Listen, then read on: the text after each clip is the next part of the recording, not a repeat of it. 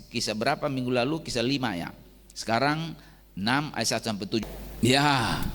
Jadi ada saat-saatnya kita mendengar firman Tuhan, tema yang menyenangkan Tuhan, yang mendatangkan sukacita. Tuhan sukacita. Dia tidak disukacitakan, tetap sukacita. Tapi kita memberikan kebahagiaan bagi Tuhan dalam arti melaksanakan perintah Tuhan. Amin. Sudah sering Tuhan memberkati kita. Amin. Sudah sering Tuhan memberikan uang. Sudah sering Tuhan memberikan kesuksesan. Sudah sering Tuhan memberikan damai sejahtera dalam rumah tangga. Sudah tidak terhitung berkat di dalam anak cucu kita dan keluarga dan usaha dan apa saja kita buat. Ada saat-saat tertentu kita mau menyukakan Tuhan melalui tema ini, memberikan mengerjakan visi dengan segenap hati. Sekali lagi, pekerjaan Tuhan dikerjakan dengan segenap hati. Topiknya bukan mengerjakan pekerjaan. Kita udah sering kadang-kala terlibat dalam pelayanan Tuhan. Kita udah sering terlibat dalam pekerjaan Tuhan, tapi di sini dikatakan apakah dilakukan dengan segenap hati? Saya percaya dilakukan segenap hati hari ini. Amin. Karena hari ini kita akan juga menyaksikan peneguhan hamba-hamba Tuhan yang melayani 5 tahun ke depan. Nah, tema ini khusus bagi kita. Minggu lalu pasal 5 berbicara tentang penambahan jiwa melalui kuasa Allah. Sampai sekarang masih ada kuasa Allah. Amin. Hari ini penambahan jiwa melalui keterlibatan orang percaya dalam melaksanakan visi Allah. Ya. Melaksanakan visi Allah. Mulai apa isi? Ada dua hal yang diperhatikan, dua hal yang harus kita kerjakan kalau kita hidup di dalam visi Tuhan dengan segenap hati. Ayat 2 boleh diperhatikan. Silakan Astri. Ayat 2 nih. Berhubung dengan itu, ke-12 rasul itu memanggil semua murid Ya. berkumpul dan berkata, kami tidak merasa puas karena kami melalaikan firman Allah untuk melayani meja. Iya, sampai di situ. Visi Tuhan di Kisah Para Rasul apa? Kisah 1 ayat 8, ya. Kamu akan menjadi saksiku di Yerusalem, Yudea, Samaria, ke ujung bumi. Ya, saksi. Visi. Jadi visi di sini, ya. Israel sudah di jamaah Tuhan, mau bergerak sampai Yudea, sampai Samaria, udah keluar ke situ. Jadi tiap pasal sampai pasal 7 ada penambahan, tapi minggu lalu sudah ada. Setiap ada penambahan jiwa, setiap ada pelayanan pasti ada resiko. Amin. Resiko mungkin tidak ditampar orang. Resiko mungkin istri terlalu sibuk di luar, diomelin suami. Tapi kalau diomelin suami tetap haleluya, puji Tuhan. Karena penderitaan dalam Yesus minggu lalu apa? Sebagai kebahagiaan. Kita lihat di sini bahwa bahwa visi ini sudah bergerak ke depan, maka membutuhkan orang-orang yang melayani. Pasal 6 ya. Ayat 1 dibilang di sana, ternyata sebelum pelayanan terbentuk besar. Ayat 1 coba baca Asri, sudah dibaca sih, saya mau diperdengarkan ayat 1. Pada masa itu ketika jumlah murid makin bertambah, timbullah sungut-sungut di antara orang yang berbahasa Yunani terhadap orang-orang Ibrani karena pembagian kepada janda-janda mereka. Oke. Janda-janda di zaman dulu menjadi tanggung jawab para rasul. Sembako. Beda dengan janda-janda di Indonesia, menjadi sponsor kampus. Karena kaya semua, ya, kaya. Tapi janda-janda dulu ditanggung oleh jemaat.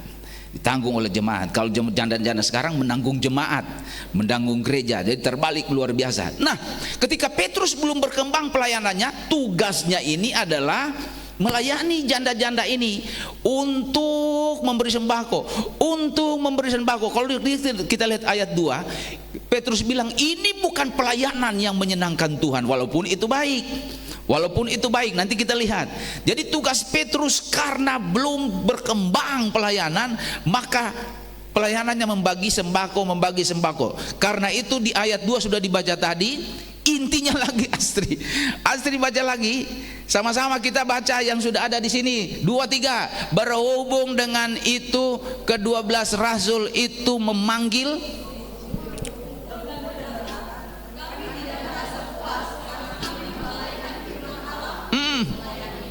Ya, jadi hal pertama, kita hanya melihat 2 hal aja.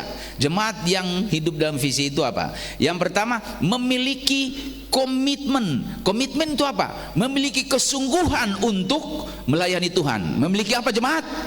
kesungguhan melayani Tuhan. Bilang sama Tuhan sama-sama dengan saya kalimatnya ini, Tuhan, saya sungguh-sungguh melayani Engkau. Kalimat pendek mudah dihafal. 2, 3. Tuhan, saya sungguh-sungguh, taruh di dada kiri karena ada jantung di sini. 2, 3. Ya, Tuhan, saya sungguh-sungguh melayani. Ya, tangan kita ditaruh di jantung. Jadi kalau kita bohong pada Tuhan, udah tahu jantung itu dibuat apa oleh Tuhan? Dibuat sehat. Tepuk tangan bagi Tuhan. Haleluya, puji Tuhan. Jadi ada komitmen. Perhatikan tadi, komitmen ini isinya 3. Yang pertama, orang yang komitmen melayani Tuhan, bukan pendeta, bukan wakil gembala, bukan saja penatua, semua jemaat. Amin. Orang semua jemaat hamba Tuhan atau jemaat biasa yang punya komitmen melayani Tuhan, dia selalu tidak puas kalau tidak membaca firman Allah, tidak puas kalau tidak melayani Tuhan. Ya, itu tandanya. Jadi kalau orang sudah komitmen, tadi kan Petrus bilang, kami tidak puas karena waktu kami dipakai untuk melayani apa? Meja. Melayani meja itu kata dipakai diakonos, sehingga ada diaken di gereja. Itu. Jadi bukan pelayan full pemberitaan firman, hanya membantu memberi sembako. Nanti kita lihat bagian kedua, itu diserahkan kepada 7 orang yang hebat. Ya, kita lihat hal pertama dulu. Jadi yang pertama adalah miliki komitmen. Orang yang tidak punya komitmen jangan melayani, nanti dia stres karena dia berhubungan dengan Tuhan. Orang yang takut rugi, orang yang takut lelah melayani Tuhan, orang yang takut apalagi tidak mendapat sesuatu dalam pelayanan, mundur. Karena di dalam pelayanan itu komitmen yang dikasih. Minggu lalu malah ada resiko bayar harga. Tadi katakan tadi, kami tidak merasa puas karena kami melalaikan firman Allah. Jadi kalau ibu-ibu suka pada Tuhan akan mengatakan begini, saya seorang ibu tidak merasa puas kalau tiap pagi tidak menghadap Tuhan dalam firman Tuhan. Amin, Ibu. Ibu-ibu tiap pagi dengan Tuhan ada? Coba angkat tangan ibu-ibu. Puji Tuhan. Walaupun begini angkat tangannya. Ya, anak-anak muda mengatakan, saya tidak merasa puas karena tiap pagi saya tidak punya waktu biston, hanya belajar.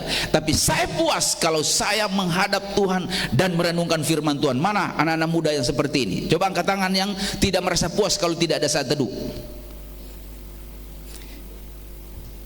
Hanya berapa ini? Pak Yo, siapkan tali, ikat, bawa ke kantor polisi. Ampun dah. Kalimat saya jelas nggak? Mana youth yang tidak merasa puas kalau tidak ada saat teduh tiap pagi?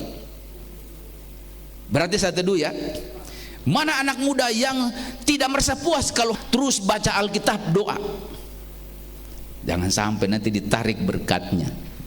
Jadi ini udah terjadi, bukan lagi masa lampau. Jadi kepada suami yang percaya pada Yesus mengatakan, suami, saya seorang suami percaya pada Yesus tapi tidak punya waktu dengan Tuhan dan firman Tuhan, tidak punya waktu dengan Tuhan, bohong.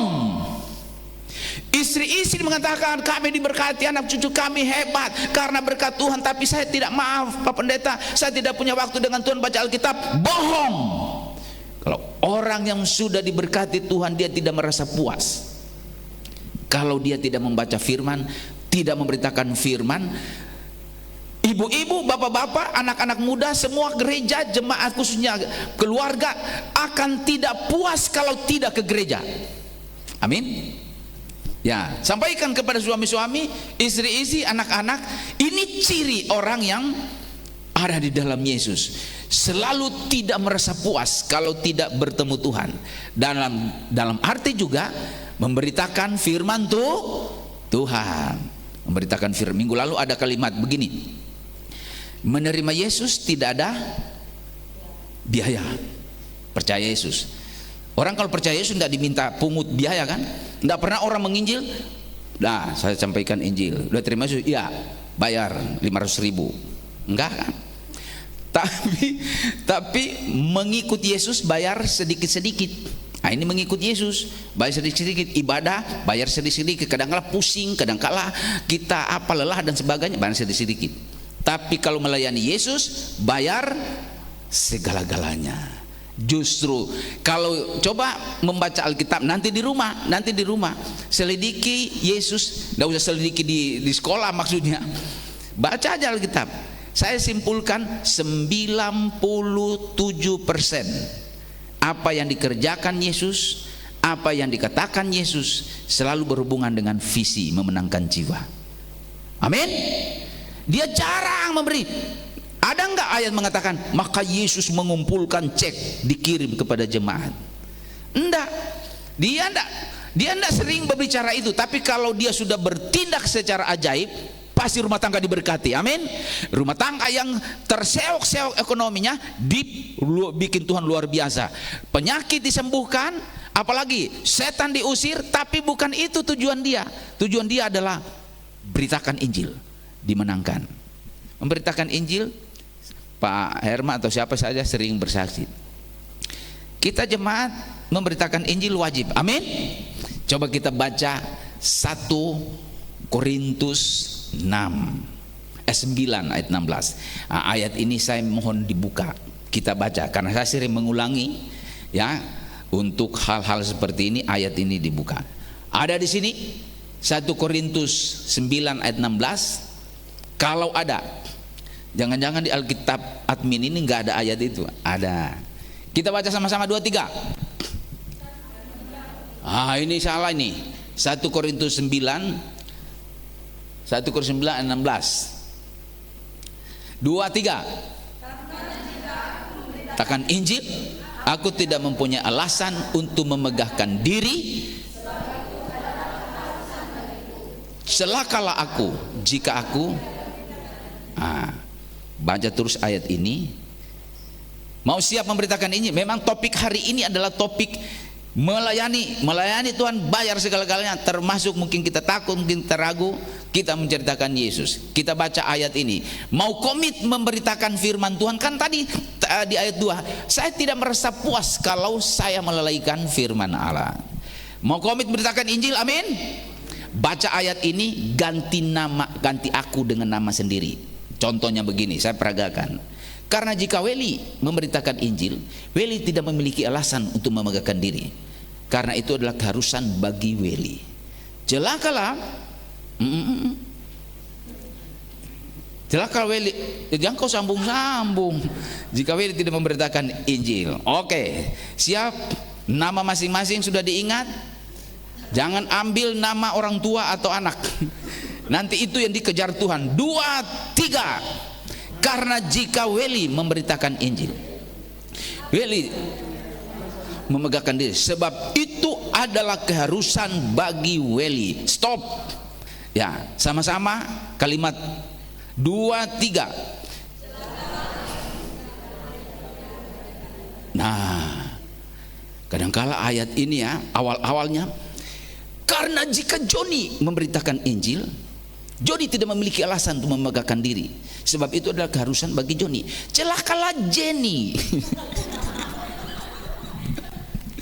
Celakalah. Ternyata Tuhan wajib memberkati kita. Amin. Sambut amin. Amin. Dia wajib memberkati anak cucu kita. Dia wajib memberikan dana bagi kita. Dia wajib memberi kesembuhan. Dia wajib memelihara rumah tangga kita, memberikan kesehatan. Karena itu kita diminta wajib menyenangkan Tuhan. Siap? Memberitakan Injil sebenarnya bukan pekerjaan berat. Kurang dari 3 menit orang bisa menangkan orang lain. Cerita itu sudah dipraktikkan di Taman Mini. Tapi tidak tahu semua memberitakan Injil. Kadangkala orang lainnya memberitakan Injil kepada pelayan-pelayannya. Kurang dari 3 menit. Saya sudah sering sampaikan analogi atau ilustrasi ini. Kurang dari 3 menit orang bisa nyampaikan Yesus. Ibu-ibu ini terutama, ibu-ibu bertetangga. Ibu-ibu ada tetangga di rumah, di tempat ada. Ya, masak kesukaan kita apa? Arsik atau nasi goreng Sulawesi Utara dan Sumatera Utara. Pakai nyanyi haleluya haleluya haleluya haleluya, puji Tuhan. Tapi lihat sedikit-sedikit nanti gosong. Haleluya. Semerbak aroma. Karena sudah dipakai haleluya walaupun tidak ada garamnya. Nasi goreng itu sampai ke dapur tetangga. Kok enak sekali. Langsung ibu sebelah, ibu A, Bu, enak sekali. Ya, sini Bu, sini. Nasi goreng spesial. Ibu sudah pernah dengar berita luar biasa pagi ini. Apa Bu? Tuhan Yesus lahir di Bethlehem dan menjadi juru selamat di rumah tangga ibu. Ibu siap mendengar firman dan menerima Yesus. Kalau ibu menerima Yesus, ibu dan keluarga juga diselamatkan. Sesudah itu kita dua makan nasi goreng. Siap? Siap. Kurang dari 3 menit, Tuhan Yesus, aku menerima Engkau sebagai Tuhan. Aku menerima Engkau sebagai Tuhan dan juru selamat di hati. Amin. Sini Bu, nasi goreng untuk kita. Kurang dari 3 menit. Tapi beda dengan haleluya, pakai haleluya, puji Tuhan. Ibu B masuk, ya, langsung, Bu, udah pernah dengar ibu yang sebelah tetangga kita? Kenapa? Dia cekek suaminya. Kenapa? Nggak tahu, mungkin ada kasus ember.com. Mungkin hanya ditegur oleh suaminya yang sebelah. Ma, kenapa biasanya bikin telur mata ayam, ini mata kuda? Jadi kadang-kadang dari mulut yang sama bisa memenangkan orang bawa pada Yesus kurang dari 3 menit. Dari mulut yang sama bisa menghancurkan rumah tangga orang kurang dari 3 menit. Kita mau pilih mana? Pasti mau pilih membawa orang kepada Yesus. Amin, tepuk tangan bagi Tuhan. Karena ini yang disukai oleh Tuhan. Jadi kita lihat di sini, itu arti saya tidak puas karena waktu saya hanya dipakai untuk bagi sembako, ibu-ibu. Jadi tidak ada waktu untuk melayani. Dan apalagi tidak puas. Ayat 4, coba baca ayat 4 bacaan kita. Apalagi orang memiliki komitmen selain tidak puas dengan firman Tuhan kalau tidak diberitakan. Ayat 4 apa? Dan supaya kami sendiri dapat memusatkan pikiran dalam doa dan jemaat yang setia dengan Tuhan, bukan hanya hamba Tuhan ya, jemaat yang setia dengan Tuhan, yang komit, dia punya waktu doa. Amin. Punya waktu doa. Saya sering mengulangi itu, orang-orang perjanjian lama, Daniel 3 kali sehari berdoa. Apalagi Daud berapa kali? 7 kali. Ini bukan 7 kali satu semester. Ini 7 kali sehari. Waduh, 7 kali sehari. Ini anak-anak muda, angkat tangan yang 7 kali sehari berdoa.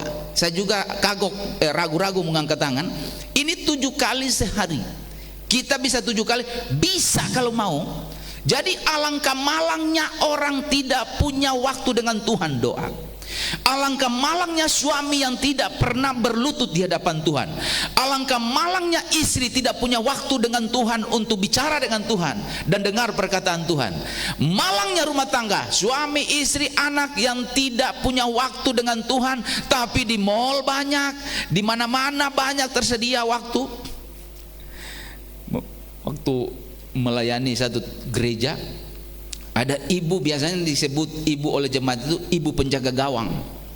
Oh, kenapa ibu penjaga gawang? Emang ibu itu pemain bola? Oh enggak Pak Pendeta, dia kalau mau ibadah di sini, dia paling terakhir masuk. Dia berdiri di pintu, bukan penerima tamu. Dia menunggu pendeta mau hadir. Waktu mau hadir dia tanyakan, Pak Pendeta mau khotbah? Saya ditanyakan begitu, ya mau khotbah Bu, masa mau main golf? Ini sudah pakai Alkitab. Berapa menit khotbahnya? Oh, masuk aja Bu. Belum juga buka Alkitab, belum juga dipanggil khotbah sudah ditanya berapa menit. Emang kenapa Bu? Yang lama-lama, karena saya pusing kalau ke gereja. Tapi ibu-ibu dan jemaat semua kita di sini tidak pusing di gereja, amin. Kalau di McDonald pusing, kalau di sini enggak. Dia tanya kepada pendetanya, kenapa ibu itu? Memang begitu, ibu penjaga gawang. Dia kalau ke gereja, usia ibadahnya itu 15 menit. Sesudah itu dia keluar aja. Mau keluar kemana? Kalau dia ke mall, waduh, dia masuk jam 9 di mall, sampai jam 9 malam pun tidak pernah bosan. Mutar aja, mutar-mutar, nggak ada yang dibeli, hanya mutar-mutar aja lihat mall. Heran, Jadi orang di tempat begitu tidak bosan, tapi kalau dalam ibadah bosan, ini berarti penyakit.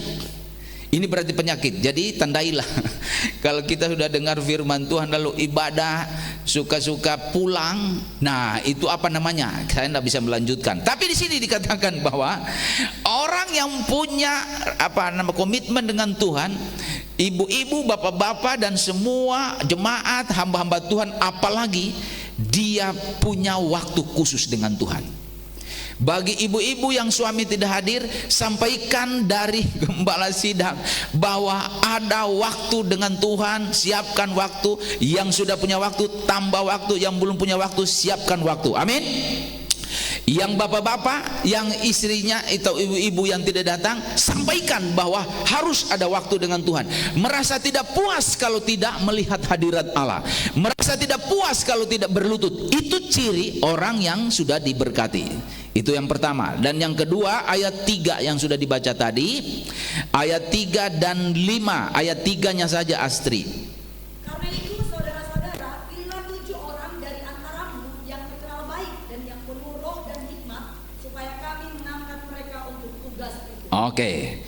Itu penjelasannya di ayat 5. Tidak usah dibaca ayat 5 kan. Ada Stefanus paling utama dan lain-lainnya. Jadi Alkitabiah, jadi menurut Alkitab, sudah sesuai Alkitab, kalau pelayanan besar melibatkan jemaat, ya, melibatkan jemaat. Jadi yang kedua itu ayat 3 dan 5 itu bagaimana melaksanakan visi Allah. Yang pertama tadi dikatakan apa? Memiliki komitmen. Yang kedua apa? Melibatkan, terlibat. Jemaat itu terlibat. Saudara, jemaat perjanjian baru, visi itu sedikit aja. Hamba Tuhannya yang terkenal berapa? 12 murid kan? Dan dari mereka lah dimenangkan kita, dan dari mereka lah dimenangkan dunia ini. Tahu enggak, Kristen di Indonesia memang minoritas, tapi di seluruh dunia yang paling banyak jumlahnya komunitas apa? Agama apa? Kristen. 2,6 miliar. Ya, berarti kita cek aja 2,6 miliar dimenangkan oleh 12 rasul, dan juga ibu-ibu, kan ada ibu-ibu melayani, ada juga anak muda melayani, dan melayani. Akhirnya 2,6 miliar. Haleluya, puji Tuhan. Berarti jemaat bisa bertambah kalau kita melayani. Amin. Jemaat GBI akan bisa bertambah. Yang kosong kiri kanan akan penuh satu saat. Amin. Yang percaya katakan amin, tepuk tangan bagi Tuhan, karena Tuhan bekerja luar biasa. Tadinya Yesus bilang, di Yerusalem pergi kamu ke Yudea, sesudah Yudea penuh ke Samaria, Samaria sampai ke ujung bumi. Ujung bumi itu berarti boleh juga ujung bumi secara geografis. Ujung bumi itu termasuk juga di lingkungan kita ada orang yang belum terima Yesus. Itu yang harus kita layani. Nah, dikatakan di sini bahwa ada peluang untuk membawa jiwa dalam kondisi apapun. Jangan orang berkatakan bahwa kita sudah tidak bisa menambah jiwa karena apa? Nanti kita berurusan dengan syarat. Enggak. Pemerintah menjamin kita untuk beribadah. Amin. Pemerintah menjamin kita untuk menyampaikan iman kita, itu kan sudah diatur. Persoalannya adalah apa mau atau tidak. Kalau mau bilang ancaman pemerintah, wah, di sini ini nih lebih parah ancamannya dibanding sekarang. Sekarang gak ada apa-apanya, kita di pihak pemerintah dan pemerintah di pihak kita. Pemerintah kita luar biasa mengayomi kita semua agama untuk beribadah secara bebas. Di zaman Petrus dan di zaman Stefanus itu enggak. Pemerintah zaman itu hanya pro kepada orang yang tidak percaya Yesus. Siapa yang percaya Yesus, siapa yang memberitakan tentang Yesus, penjara. Kalau kita hidup di zaman itu, kita tidak tersisa, di penjara semua. Dan di penjara semua, sehingga apa? Solusinya adalah jangan beritakan Yesus. Tapi mereka keluar masuk penjara. Minggu lalu kan, penjara tidak dibuka pun Petrus bisa keluar. Ada keajaiban. Nah, ini yang kedua, ini melibatkan jemaat. Dikatakan tadi jemaat yang seperti apa? Yang pertama itu apa? Penuh dengan iman, penuh dengan Roh Kudus. Berarti penuh dengan kuasa. Iman dikatakan tadi baik. Sekali lagi, Jemaat seperti apa yang dipakai Tuhan? Baik. Baik. Seorang ayah harus baik. Bapak baik kan, Bu? Ya. Amin, Bu. Ibu baik. Suami ibu baik enggak? Baik. Yang meyakinkan gue jawabnya, Bu. Itu begitu tuh, baik. Ibu-ibu kekasih vokal grup baik, bapak-bapak di rumah. Ada yang mungkin sudah gak ada, sudah di sorga. Itu kebaikan Tuhan ada di sorga, luar biasa. Ada yud baik nggak orang tua? Tidak baik ya, di belakang baik. Saya tahu ekspresinya baik. Pak Pendeta kalau kirim duit, kalau udah kirim duit saya doain supaya cepat game. Ya, baik. Jadi orang yang melayani Tuhan harus baik dulu. Harus, saya sudah pernah mengatakan integritasnya atau namanya harus baik. Suami namanya harus baik. Istri didengar namanya ibu ini harus baik. Usahakan ibu-ibu, kalau ibu-ibu nih ya, kalau di sini ibu-ibu sudah nyanyi tadi, kita rindu lagi minggu depan hadir lagi nyanyi. Amin. Itu berarti suka. Tapi hati-hati loh dengan ibu itu. Dengan ibu siapa? Ibu Selamat. Jangan bergaul dengan dia, bisa hilang keselamatan. Itu hati-hati tuh. Tapi saya pengen ketemu dengan Ibu Siregar. Kenapa? Saya didoakan, saya dinasihati, saya ditegur. Itu berarti memberi dampak. Anak-anak muda, saya sering mengulangi itu. Saya pengen ketemu Astrilin. Nah, kenapa? Kalau ketemu Astrilin, dilatih untuk WL, dilatih untuk ya. Itu integritas.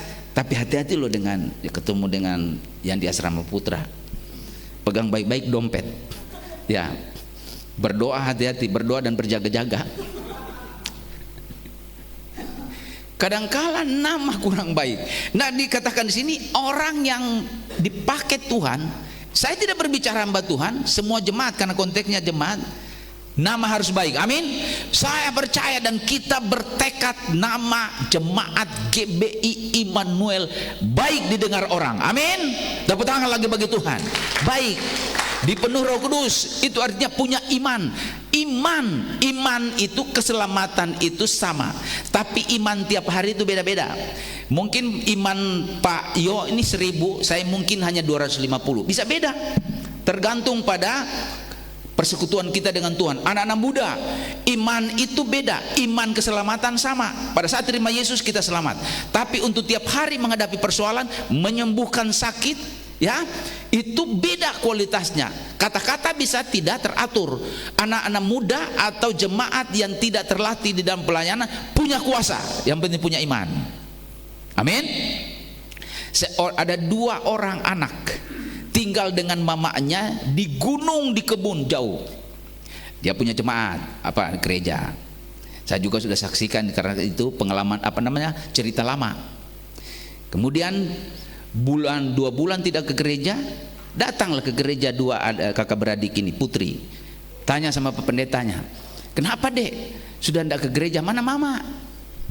Mama sakit Pak Pendeta. Hanya kami berdua. Pak Pendeta, nanti kalau misalnya selesai ibadah, Pak Pendeta datang ya ke rumah kami untuk doa mama. Pak Pendeta udah tahu. Ditanyain lagi, rumah kalian 2 di mana? Kalian 3 di mana? Ini Pak Pendeta harus lewat gunung 1, kemudian turun gunung, masuk lagi gunung berikutnya, terus lagi ke sana lagi di lembah ini. Nah, di situ pendeta ini ciut. Waduh, ini saya di kota mau pergi ke gunung. Ini tantangan bagi kita yang diteguhkan sesudah ini. Pergi ke Papua, siap? Amin. Ke Timika lagi perang, amin. Ya, tinggal minnya kadang-kala. Tapi Pak Yo luar biasa. Nah, kembali, si gembala ini bilang begini, Dek, kalian 2 aja yang berdoa, mama pasti sembuh. Dia mau menghindar, pendeta ini tidak mau karena jauh. Doanya bagaimana Pak Pendeta? Kami tidak pernah berdoa. Sebut aja apa? Oleh bilur Yesus, mama sembuh. Udah selesai perjalanan, hampir 2 jam naik gunung turun gunung. Mereka dua ini hafal doa ini. Oleh bilur-bilur Yesus Mama sembuh, oleh bilur-bilur Mama sembuh. Sudah sampai. Dan Mama terbaring nih. Masing-masing mereka dua pelotot-pelototan. Kakak aja berdoa, Ade aja. Kakak aja. Si Ade berdoa. Oke Kak, dukung ya. Dukung siap. Oleh bulir-bulir Yesus Mama sembuh. Sembuh luar biasa. Si kakaknya bilang, Dek salah, bukan bulir-bulir, bilur-bilur. Nggak apa-apa Kak, pakai bulir-bulir aja sembuh. Ini cerita benar. Jadi kuasa itu tidak tergantung pada kosakata. Kadang-kala orang, saya tidak bisa berdoa Pak Pendeta, saya berat mulut, berat lidah, berat gigi, berat gusi. Memang dasar tidak mau berdoa. Musa ketika disuruh pergi pelayanan, panggil abangku, dia pengacara, ya. Aku tidak bisa, pokoknya berat, ngomong berat. Pergi, aku yang taruh kata-kataku di dalam mulutmu. Amin. Si Ade ini barangkali oleh bulir-bulir, tapi soal kesalahannya jangan ditiru. Jangan ditiru. Misalnya berdoa dalam nama Yusak, sembuh, nggak bisa sembuh. Dalam nama Yesus, dalam nama Yesus. Jangan dibolak-balik. Tapi kekeliruan, keterbatasan ada ini. Oleh bulir-bulir Yesus, pakai nangis lagi. Oleh bulir-bulir Yesus sembuh. Mama langsung menggeliat. Dek, bilur-bilur, nggak apa-apa. Kalau nggak ada bilur-bilur, bulir-bulir juga pakai. Saudara-saudara jemaat yang diberkati Tuhan, orang yang punya kuasa Tuhan sertai, amin. Setan dihancurkan, sakit penyakit, dan dikatakan tadi penuh dengan, itu arti penuh dengan Roh Kudus. Punya iman yang luar biasa, dikatakan tadi bahwa dia dipenuhi oleh Roh Kudus. Dipenuhi Roh Kudus artinya apa? Dibimbing oleh Roh Kudus. Dibimbing oleh Roh Kudus adalah kalau pagi subuh itu berdoa, ada suara. Kita udah dalam Yesus kan, ada suara subuh-subuh kan? Berdoa Weli Pandensola. Ya Tuhan. Walaupun masih, apalagi orang Manado bilang hujan rinte-rinte atau rinte-rinte, gerimis-gerimis yang menggoda. Di dalam selimut terus, apalagi siapa yang kadangkala terbiasa tidur pakai AC. Jam 4 pagi ada suara kan, bangun Diston, siap. Nah itu berarti dipenuhi Roh Kudus. Tapi bangun, baca Alkitab, doa, tunggu Tuhan jam 7. Sampai jam 7, oh Tuhan, saya tidak bisa, maaf kata Tuhan, kenapa kakiku keseleo kena pintu tadi, dasar. Jadi ada waktu dengan Tuhan, disiplin dengan Tuhan. Dikatakan tadi bahwa orang yang ada di dalam Tuhan, dia penuh dengan kedisiplinan. Atur waktu, atur job, atur pekerjaan. Jangan pekerjaan yang menyiksa kita, yang mengatur kita sampai kita tidak punya waktu untuk beribadah kepada Tuhan. Anak-anak muda youth, jangan sampai kita main game dan sebagainya, banyak pekerjaan di kelas, lalu mengatakan tidak punya waktu doa. Kita semua mendisiplin diri, harus dipenuhi Roh Kudus. Roh Kudus kalau pandu kita, kalau atur kita, kita ikuti. Amin. Tapi kalau kita menjadi raja dalam diri kita, nah itu lain cerita. Dikatakan tadi bahwa kalau sudah dibimbing, dipenuhi Roh Kudus, mengikuti kata Roh Kudus. Jadi kalau orang yang sudah dipenuhi Roh Kudus menjadi hamba Tuhan, kalau dia anak muda, dia matanya kudus, siap kudus, amin. Dia tidak pernah pacaran dengan orang yang tidak seiman. Siapa anak muda youth paling banyak di sini yang pacaran dengan orang yang tidak seiman, putuskan. Karena akan menyiksa dan menyengsarakan. Ini Pak Pendeta keras sekali. Enggak. Karena hanya orang bergaul dengan Tuhan, dia yang diberkati, amin. Tapi Pak Pendeta, apa saya doakan? Ya doakan. Ya kalau dia berbalik, kalau tidak berbalik, kalian yang disuruh berbalik, balik. Kan banyak apa namanya, banyak kisahnya. Dipenuhi Roh Kudus artinya